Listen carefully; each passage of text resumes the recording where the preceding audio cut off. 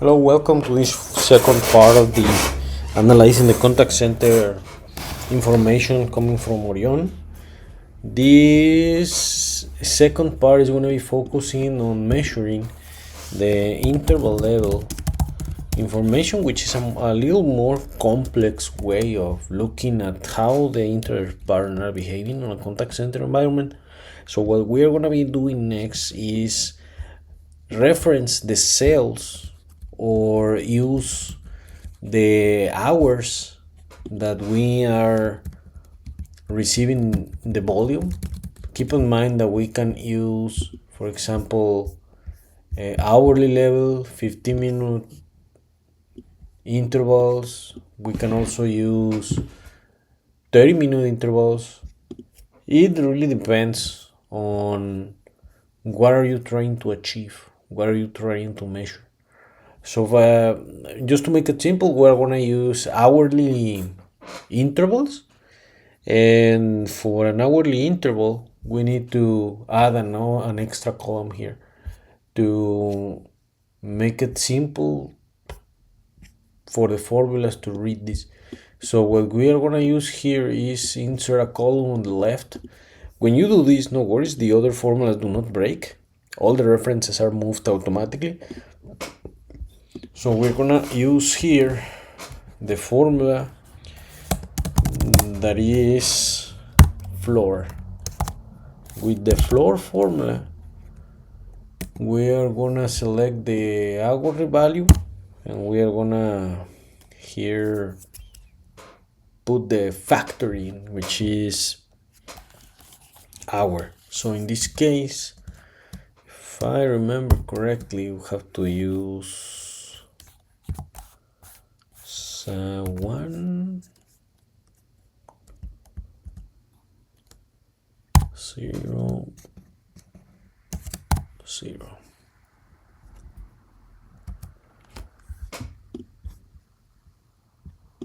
So let's see number because it's an hour here. Format. Okay, now this is the right way to see it. So we are going to expand the formula here all the way to the bottom, and perfect. Now we have the hourly levels. So we are going to come to the raw data here to the interval level analysis, and we're going to select here 12 a.m. 1 a.m. and we're going to expand this all the way down to 11 p.m. So we have 44 hours. So another thing that I like to do here, just to be able to really see how the incoming volume looks, is to sort of having a more narrow way of looking at this information. So here you can see that the squares are really little, so you're going to be able to visualize correctly how this looks. So in this case, just let's start measuring again. Remember the COUNTIFS pattern, so we're going to use here counting first the daily level. Let's fix the day. Okay, then we are gonna fix the hour. Fix the hour column, and then we are gonna fix the time.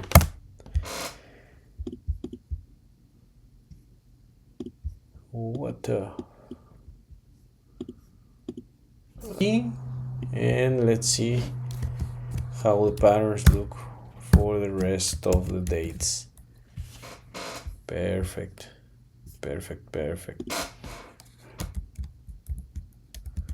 So let me just come here and delete these rows. Let's add the conditional formatting just to see where are hotspots.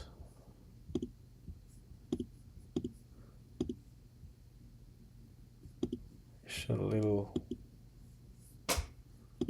whoop. This is clear.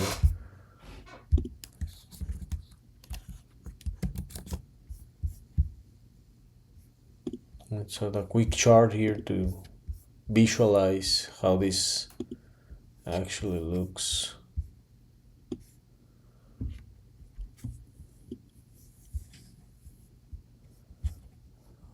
Let's see here.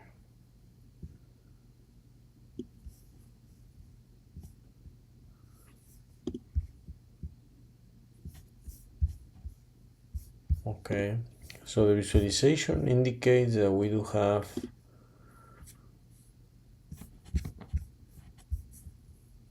our ups and downs, but I am not sure if this has been visualized correctly. Let's see.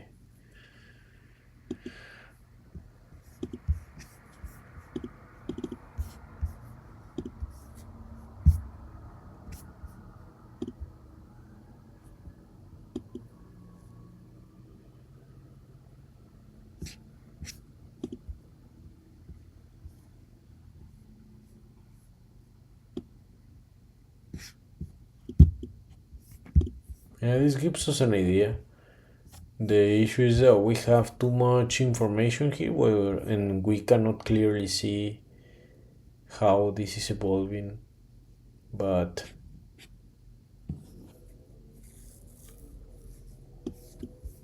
yeah, it doesn't work like this here. If we want to visualize on a chart or on a really nice chart, what we would need to do is have here an extra column and have, for example, 12 a.m.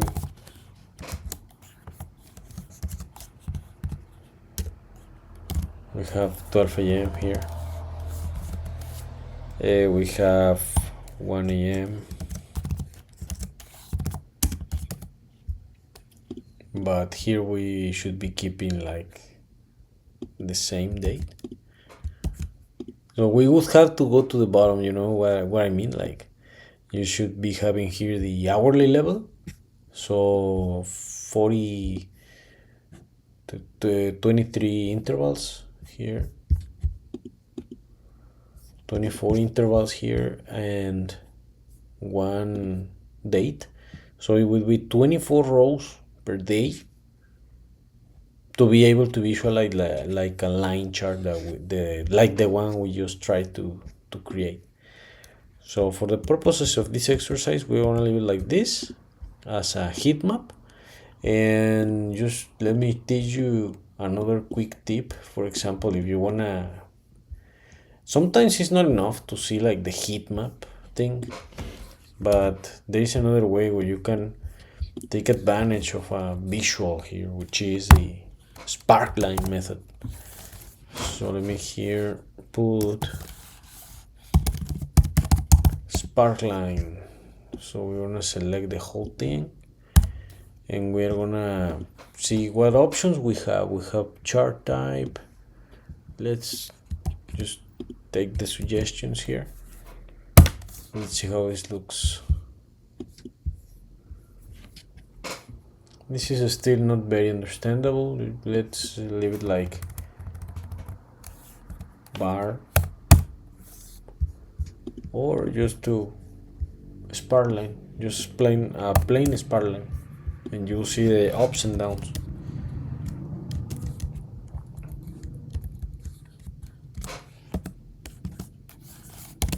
We're gonna call this pattern. So if you want to make it look nice, you just have to add some contrast to the headers, something that is not very heavy on the eyes, something that you see it and you see, okay, I like this visual. So you can see clearly here the patterns are like all over the place. There is not exactly a common denominator. You see at this date that it went steady all the way with some peaks at the beginning, so the volume is all the way, and this is like the total number of the interactions. Remember that we have different channels, we have different agents, but at first, as a first exercise, this should tell us how we should be staffing our people according to these patterns. And we still need to put into consideration the language. So for the next step, we are going to do a dynamic chart here to analyze by channel, by language, and by customer type. That is going to be what we're going to be focusing on the next slide. So let's here make a copy of this tab. We're gonna hit duplicate and copy of interval level. Let's name it here dynamic. So in the dynamic key, we're gonna add another let's add here probably a row, just not to make the file so heavy. We're gonna add two additional layers of information. We're gonna add here channel, and we're gonna add here language. So language and channel. We're gonna add a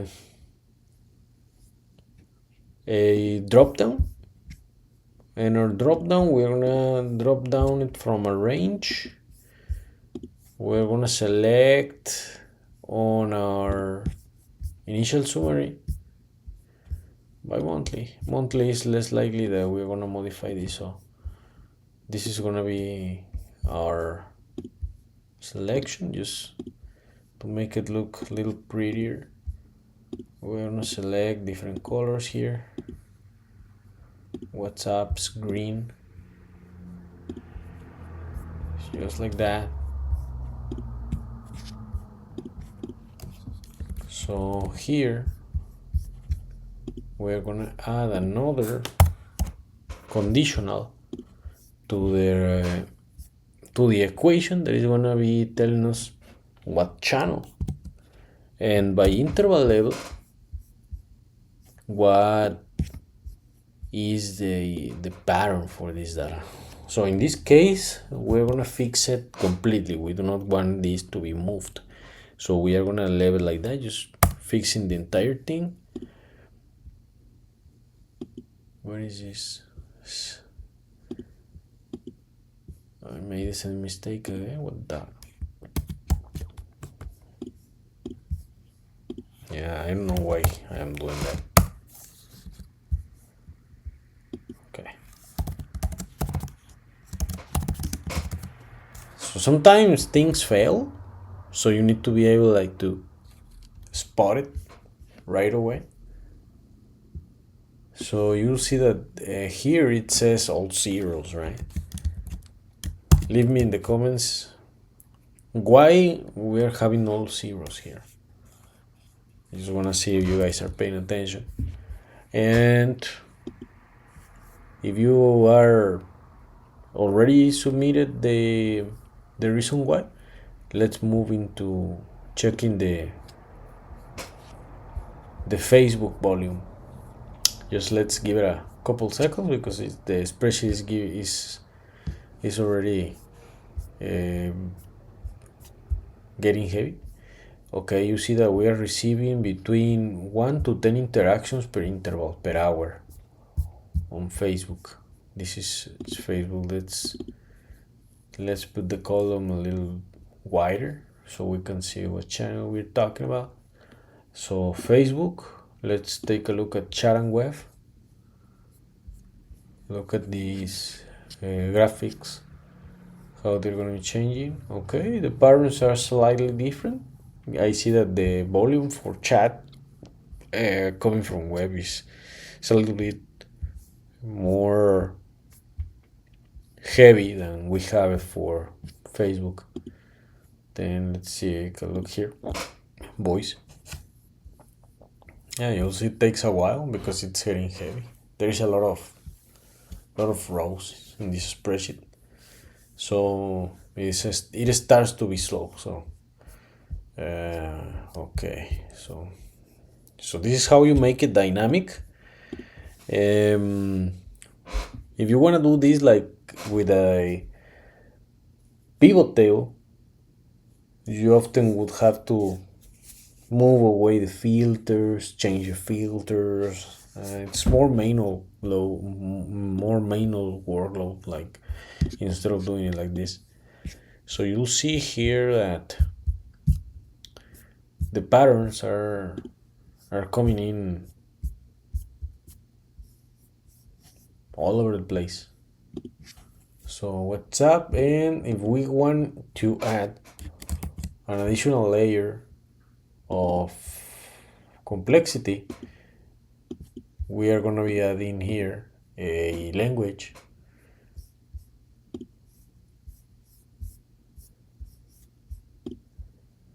We have the languages over here.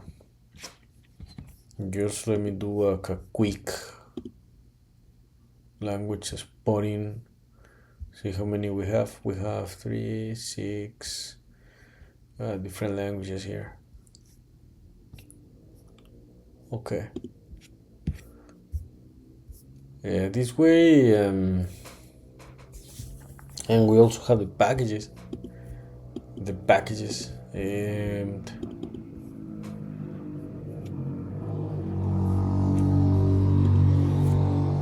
we want to add another layer of complexity, looking at what are the customers that are paying more, which should be the ultimate package. And if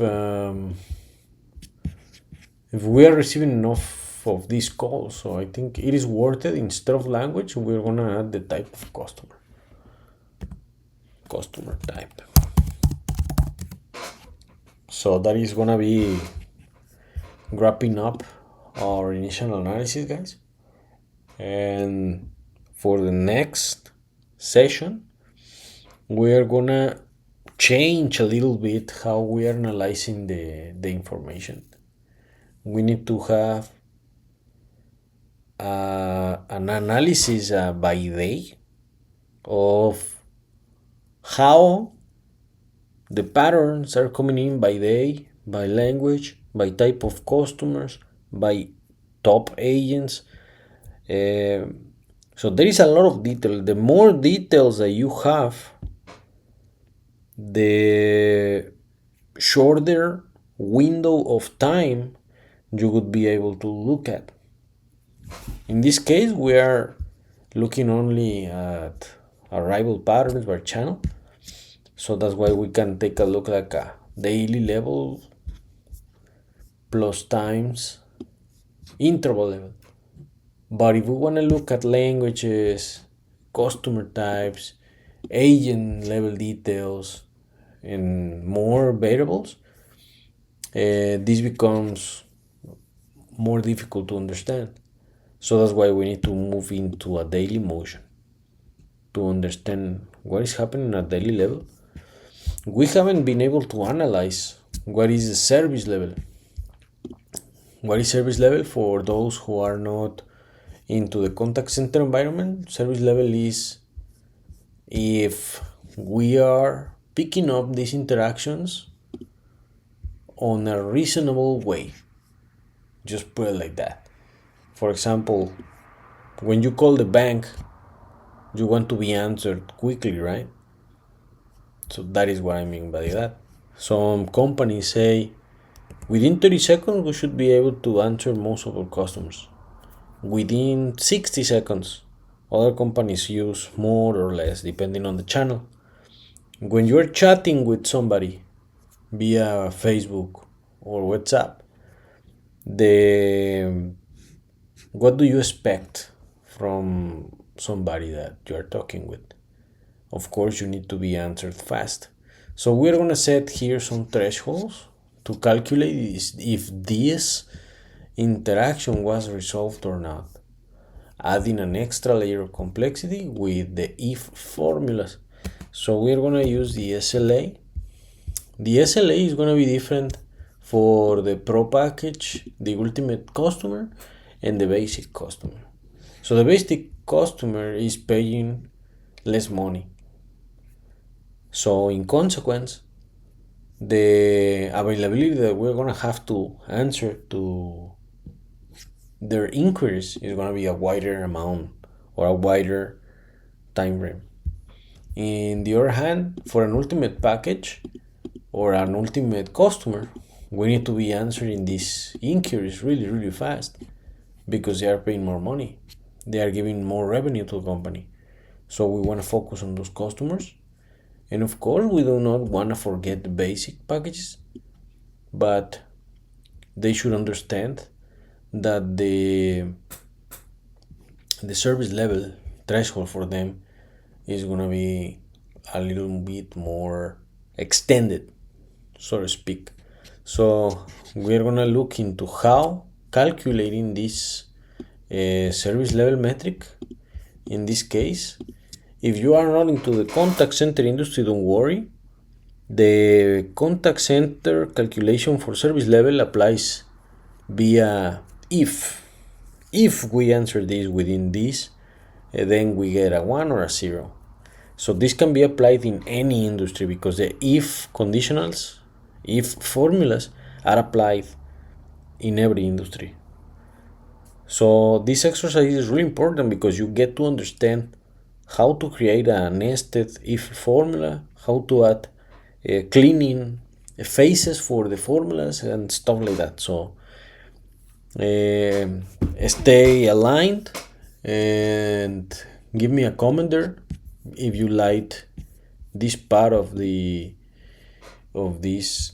fast contact center course for analyzing volume, and drop me a question to see if this aligns with your expectations of what you are willing to see at this level.